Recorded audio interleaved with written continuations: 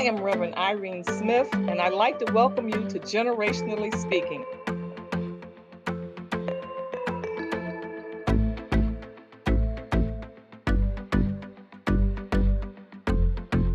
Here at the table, we come and we discuss life issues, no matter what they might be.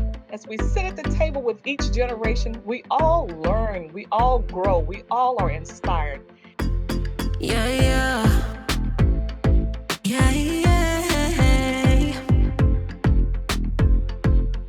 Generationally Speaking.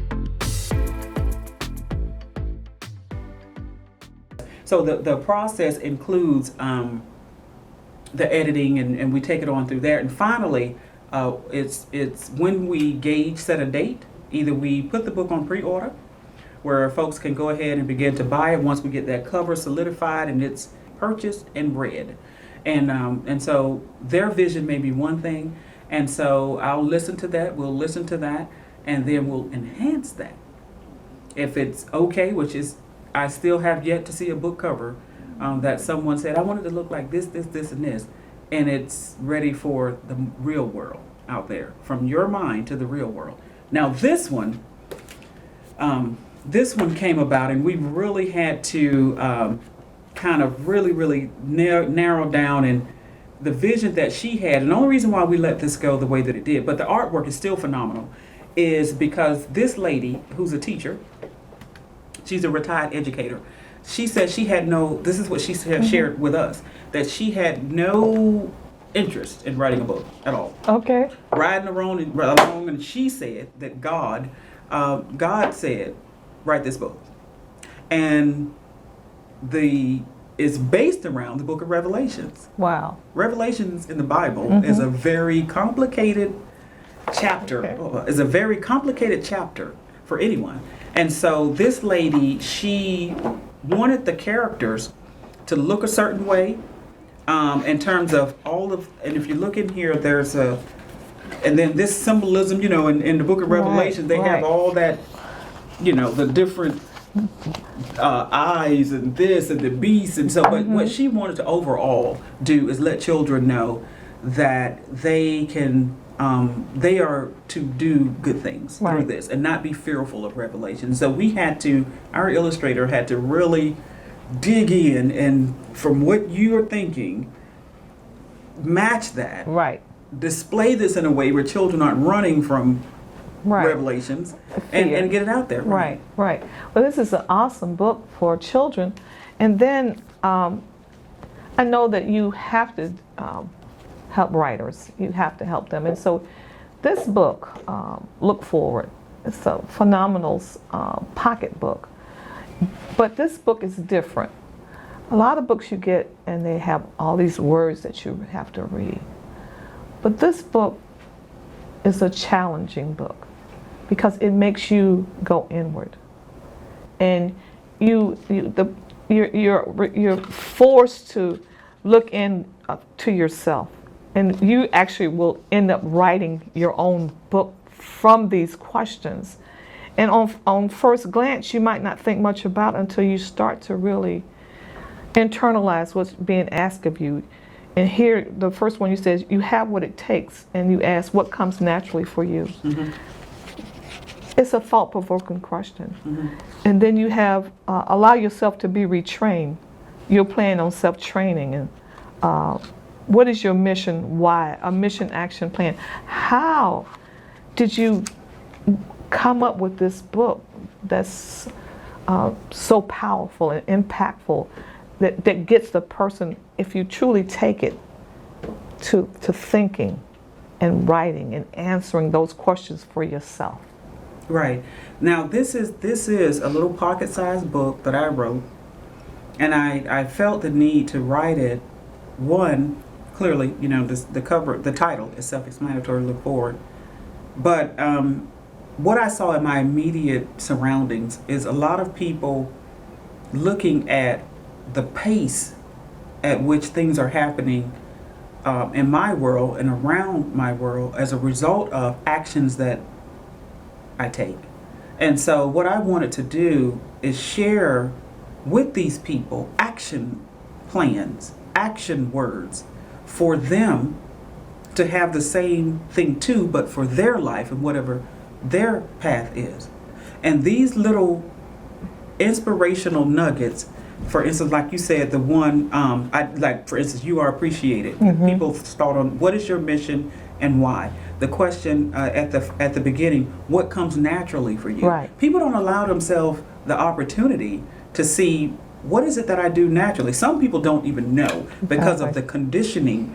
And nothing is wrong with, certain trainings, but in order for you to get the most out of your life as an individual, sometimes we do have to allow ourselves to be retrained. Right. That's complicated, especially, you hit 50, 60, 70, you're thinking, okay, I'm done now. I've done everything in the world. No.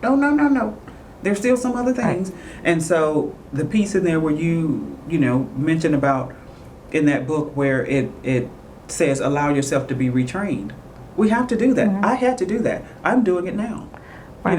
In order for these other parts of me to even be tapped into, and for me to know, not only know more about me, but whatever it is that's inside of me, and then our thought process and retraining that, just open it up from being closed-minded. Open your mind. Just open your mind. Mm-hmm. You will be surprised at what flows through you, not only for you, but for other people as well.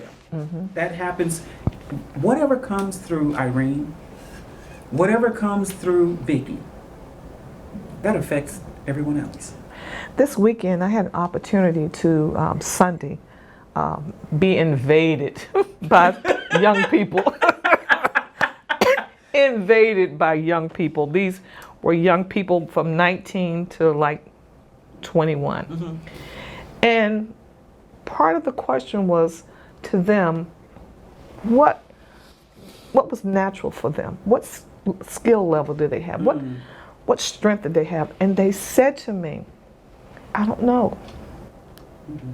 So I don't think it's so much, this book is for everybody. Mm-hmm. Because in our conversation, and we spent all day talking about their strengths, because what has happened is they've listened to another voice. Indeed. And that other voice has told them they have nothing to offer. Indeed. But this book pushes them to say, and it's a great, I don't have to get it, because it's a great gift to them in our conversation to help them to begin to assess who they are, because they were lost in terms of who they are. Mm-hmm. They had been pushed down, kicked, rejected by family, to the point where they were just, not willing to go outside of their little sphere of influence, not realizing that there was a great big world out there. So I think this is a great book. But on a more lighter note, I know that you were traveling. You have an office here, and we're here in Atlanta. you have an office in California, and you, in being a publisher, you are pushed into public spaces, and in those public spaces, you're with people of various means. And so, tell us about these beautiful handbags that are behind you. How did you come up with this? I love Vikki Jones. And for my audience, if you've not seen a Vikki Jones travel bag, I would say to you, you know what? Google Vikki Jones. These travel bags are absolutely phenomenal. They are beautifully tailored. Manufactured specifically for persons who are traveling. So tell us how you stumbled upon these. This was not on the radar. This was so not on the radar, and you're absolutely right. And so in publishing, here's how that came about. So granted, the books were the initial, I need to publish books and figure out how to get this done. And so the company has done very well. And we've, been recognized, for our work on a number of years.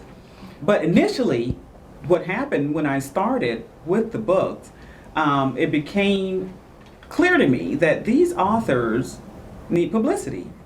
So, wait, okay, so the book is published, now what? This was my, 10 years ago. The book is published, got to get it out there. So I called this nationally syndicated radio show, and there was this person on the phone at the bottom, and this again years ago, over a decade ago, and she goes, "They don't interview people that are not celebrities." And what? Are you kidding me? Okay, so here we are again. I'm in this space now. The book is published at the next phase for marketing and media and getting the book out there to the public, and this is not going to work. This is not going to happen. So okay. So that was another closed door. I'm not going to knock on that door for 20 years trying to get a book out. I started the magazine, started public, because at that point I was already writing for a magazine out of New York and a newspaper out of Florida. And so I said, you know what, I'm going to start a magazine. When I started the magazine specifically for the purpose of these authors, because that's what propelled me into that, immediately, like the second magazine that we published, a celebrity out of LA was holding the magazine up in California. And I'm like, this is not for you. But the magazine attracted a lot of influencers, a lot of celebrities, and opened up a lot of doors. And I was invited to various events and so forth. And I was like, okay, you know what? This is one of those things where I need to listen and go with it. Mm-hmm. No, this did not start out for these famous people, for these wealthy people, for these global influencers, but these are the doors that are opening as a result of this. And so I ended up at a place, because I'm getting to the bags, I ended up at a place where my company was a delegate. At this time, Barack Obama was president. Okay. And so my company, as a result of the magazine, and some of the work that we've been doing, my company was selected as a delegate for a global entrepreneurship summit that former President Obama was holding in Silicon Valley in California. And so at that point, I was the only one that could go. Initially, my partner was going to go with me, but it just happened that I was the only one going to be able to go. And so I had all these cameras and these, my equipment for the media side, because at that point, because of the magazine, we've become a part of press now. So we're doing red carpets and interviewing, all these different people. And so I'm on my way flying out of Atlanta to California. And at the last minute, I had my regular, just the regular bags that I buy from whichever store to carry my cameras and to carry my laptop and so forth and so on. Had everything packed so neatly and so forth. And then I thought, okay, wait a minute. Now I know I'm going to be where Barack Obama, former President Obama, is, but I want to see if I can be a part of the press pool, because he has to land somewhere. Right. Air Force One has to land. This was my thought. Air Force One has to land. I wonder if I could be there when he initially comes in. So I opened up my bag to get my laptop out, and I just, meanwhile, it was only a few minutes before boarding. This was a last minute thought. And so I get on my laptop, do some research really quick, send an email. I did find something where press was invited or open. They were taking press credentials for those that wanted to come out to Air Force One and cover President Obama landing. Sent the email. And we're boarding, last call for boarding. This is what was coming across in the airport. And so that meant I had to hurry up and throw laptop back in, try to put it in the bag, and the bag jammed. And so I'm scrambling with stuff flying. Oh God, I can still remember. Oh God, it was so disoriented, and I almost dropped my laptop. And it was a mess. If I almost missed the flight and the whole 9 yards, I'm like, oh my God. And so that right there put in my mind, I have to design a bag for me. I'm going to do something about this. There was one other incident, and this is Beverly Hills. And so I was going into this conference where all these big wigs are of Sony, of this and that, and so forth and so on. And so I'm going into this conference, and when I walk in, I can see, you go to registration to check in and so forth and so on. And I can see the people, kind of, who is she? I'm dressed to my. Right. And I literally saw their eyeballs go from me to my bag, which was a roll bag, protected my cameras and my laptop well, but it was not nice looking. It was unappealing.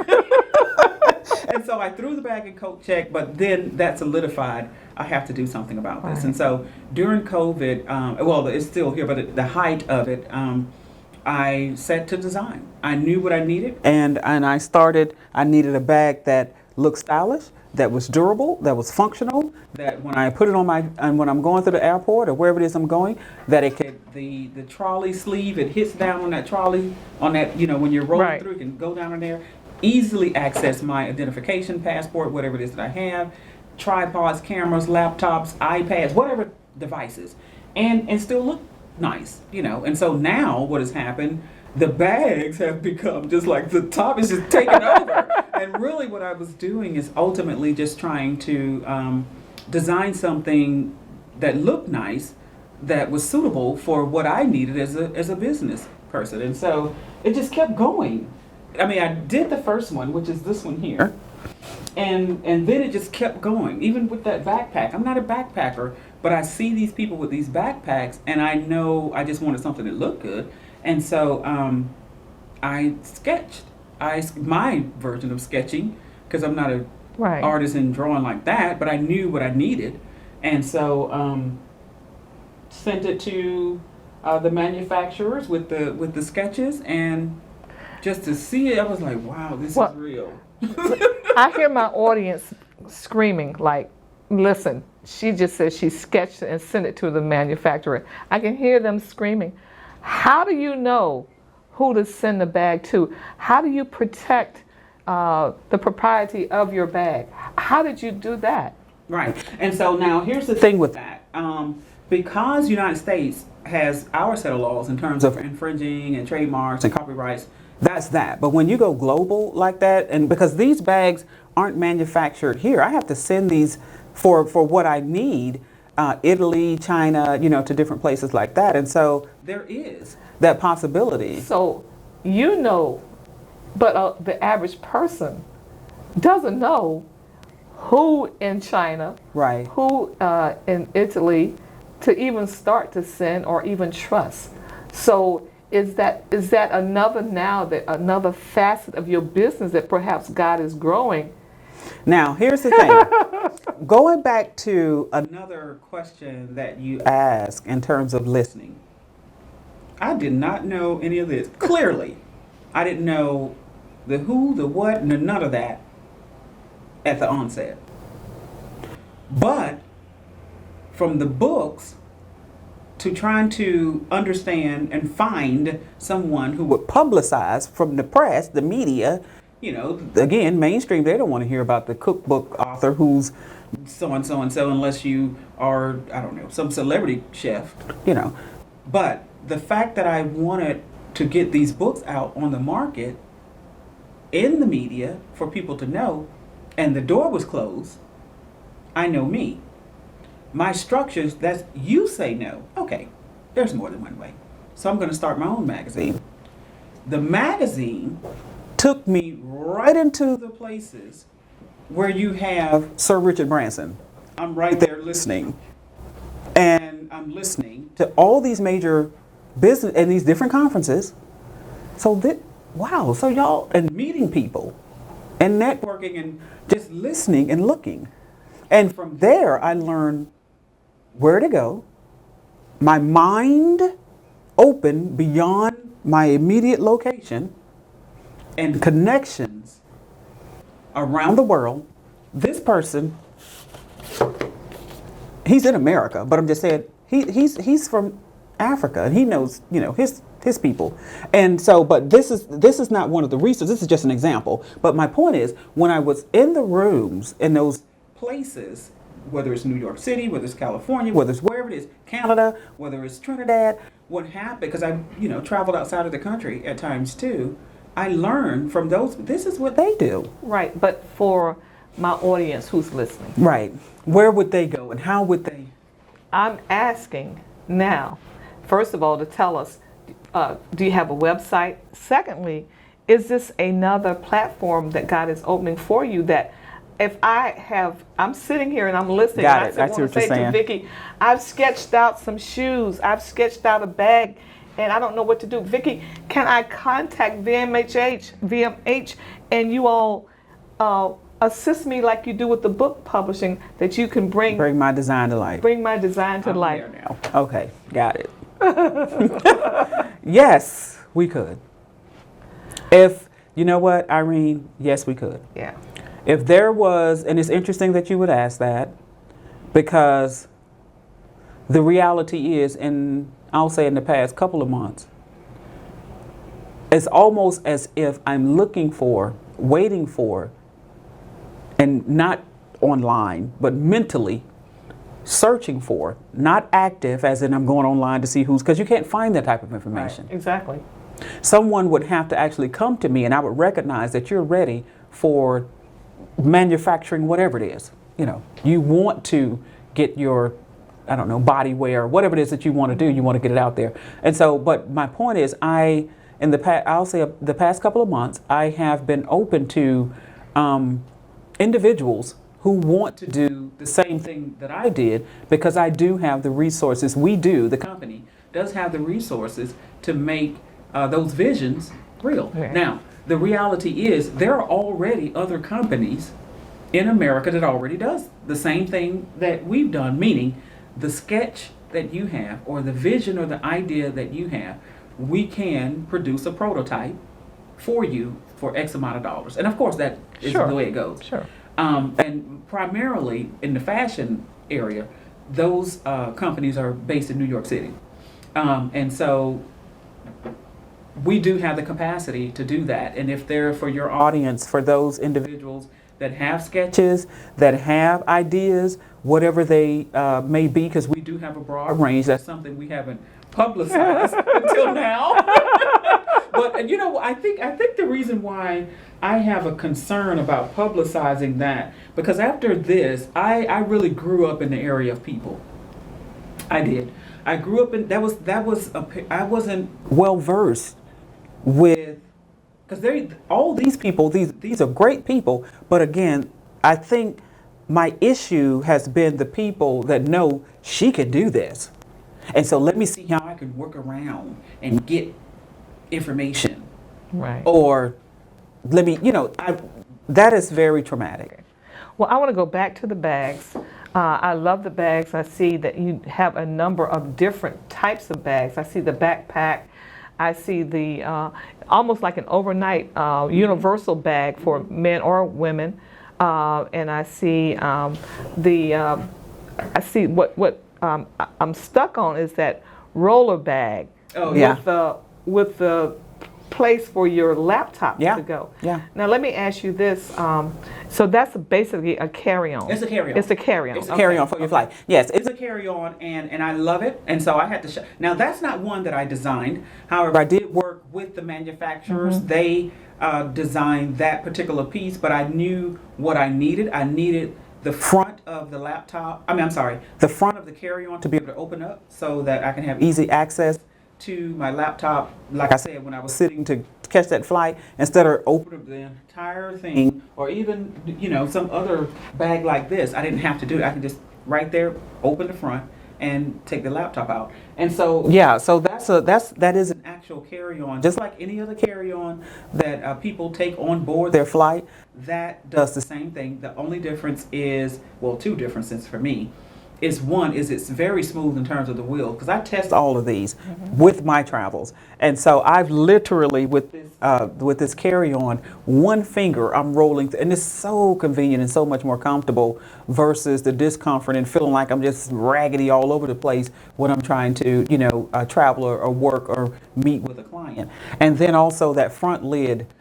It's very convenient too, but it's a carry-on just like any other carry-ons. It just has more convenience, and then it has the locks at the top, and it's a wonderful carry-on. I'm looking at the bags, and the other thing that catches my eye is the sturdiness, but also the leather. Mm-hmm. The leather is absolutely beautiful. There's leather and pleather. Right. But this is real leather.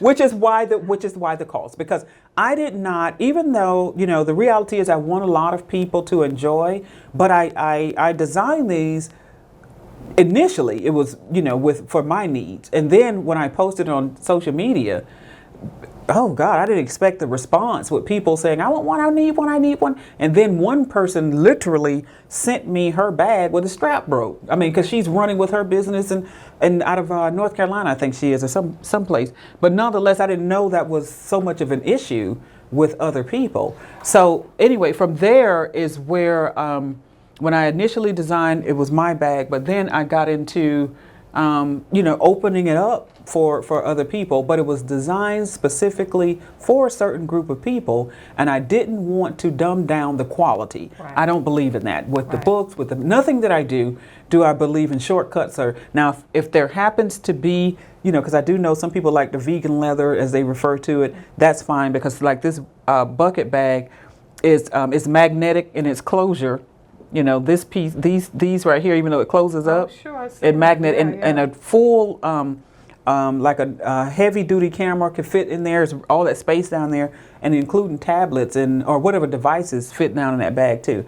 But this is the only one that is not, the high quality leather. And so, but I do prefer and design in mind with top grade. Right. Top grade. I that brings on the durability. So how can we purchase your bags?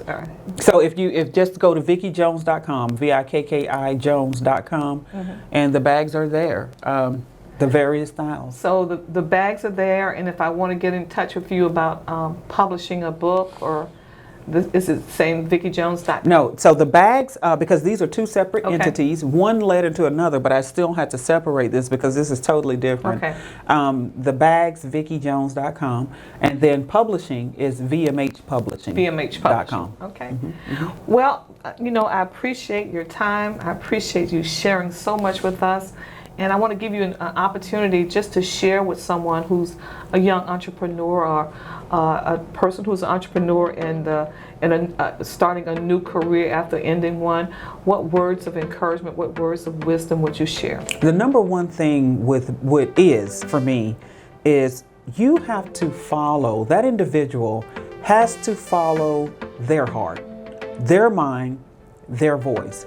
There will be others not intentionally trying to sabotage, their thoughts, but they may think that you could do something a better way, or this may not necessarily be the best for you. And they do care. They have great love. Don't get offended. It's just that that is their version of protecting you or trying to share the best for you. But their best may not be the way for you. I learned that, myself. And so don't look at it as opposition or criticism or naysayers or any of that, but just find your way to go forward with what you have in mind. And also the other thing is, go around other people. Find a way to travel or to be in the room with other people who are that know more than you. Period. For me, when I get in a place, and this is real, when I get in a place where I'm the one that knows everything, it becomes weight then. Find the people that know more than you. Amen to that. And so I say to my audience, be inspired, be informed, and be transformed by the renewing of your mind. Inspiration without information cannot bring transformation. You need both.